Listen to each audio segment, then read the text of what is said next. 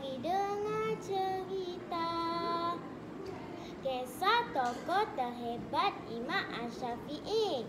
Imam Asy-Syafi'i merupakan pengasas mazhab Syafi'i yang menjadi rujukan utama bidang fiqh di negara kita.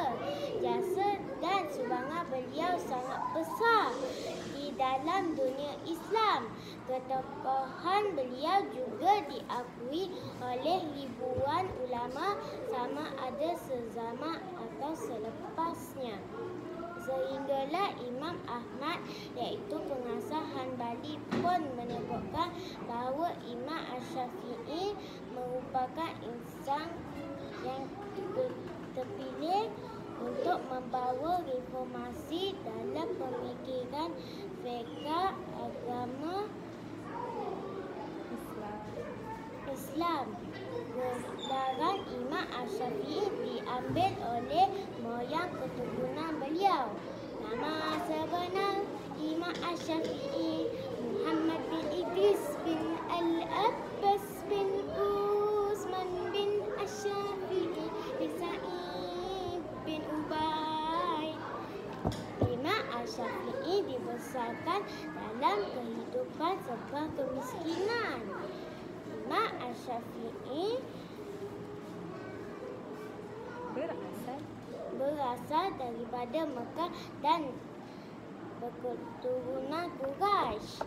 Tetapi beliau dilahirkan di Gaza, Palestin kerana ibu dan ayah beliau berhijrah ke sana setelah berkahwin. Imam Asy-Syafi'i lahir pada tahun 150 Hijrah bersamaan 767 Masihi. Ayah Imam Asy-Syafi'i meninggal dunia sewaktu beliau 2 tahun.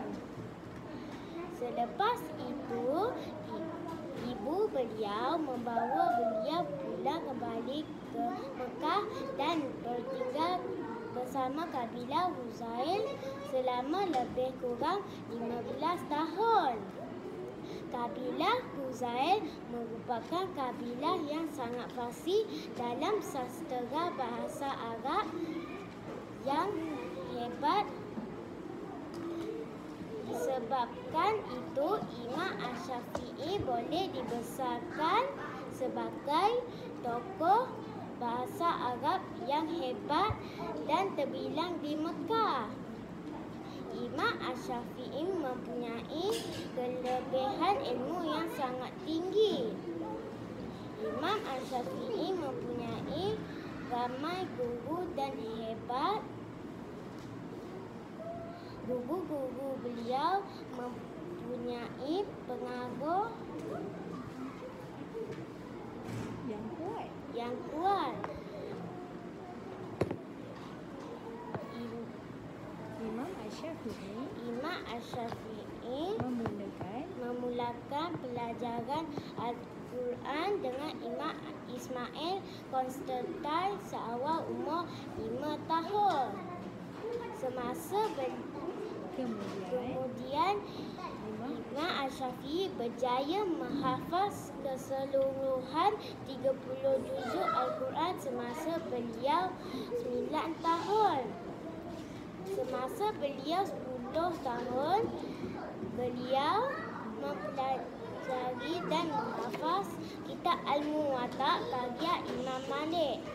Walaupun beliau belum lagi berguru dengan Imam Malik, lihatlah betapa hebatnya Imam Asy-Syafi'i mempelajari dan belajar dengan guru beliau.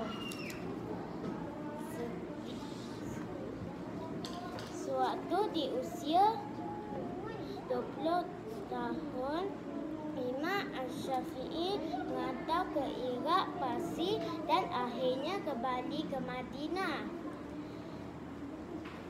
Imam Asy-Syafi'i memberi banyak sumbangan kepada masyarakat dan agama. Terdapat banyak karya agung dan hebat yang dihasilkan oleh Imam Asy-Syafi'i yang sehingga kini diangkat sebagai kitab wajib untuk dijadikan sumber rujukan tambahan ilmu bagi sesuatu ilmu. Antaranya adalah kitab-kitab karangan Imam Asy-Syafi'i, kitab Ikhtilaf Al-Hadis Hujan Hadis Ahad, kitab Al-Hujjah ditulis ketika mengajar di Baghdad, kitab Al-Mabsut, kitab yang menghimpunkan tambahan ilmu fiqh, kitab Al-Membentang Kaul Jadi, kitab Al-Risalah merupakan kitab yang pertama ilmu usul fiqh ketika itu. Selain menghasilkan karya-karya agung dan hebat, Imam Asy-Syafi'i juga menulis syair dalam pengembaraan hidupnya dari satu tempat ke satu tempat yang lain. Aku telah mengadu kepada guruku wakil tentang buruknya hafalanku. Beliau menasihatkanku supaya meninggalkan maksiat. Beliau memberitahuku sesungguhnya ilmu itu adalah cahaya, dan sesungguhnya cahaya Allah itu tidak dianugerahkan yang kepada mereka yang melakukan maksiat. Imam Asy-Syafi'i menghembus nafasnya yang terakhir di Mesir pada tahun 204 Hijrah pada malam Jumaat dan dikebumikan selepas asar. Pada keesokan harinya, Imam Asy-Syafi'i menghidapi penyakit buasir yang tidak ditemui penawarnya pada ketika itu. Walaupun beliau seorang yang alim dalam bidang perubatan, beliau tidak dapat lari daripada menderita sakit. Sekian sahaja perkongsian daripada saya. Wabillahi taufiq wal hidayah. Assalamualaikum warahmatullahi wabarakatuh. Terima kasih.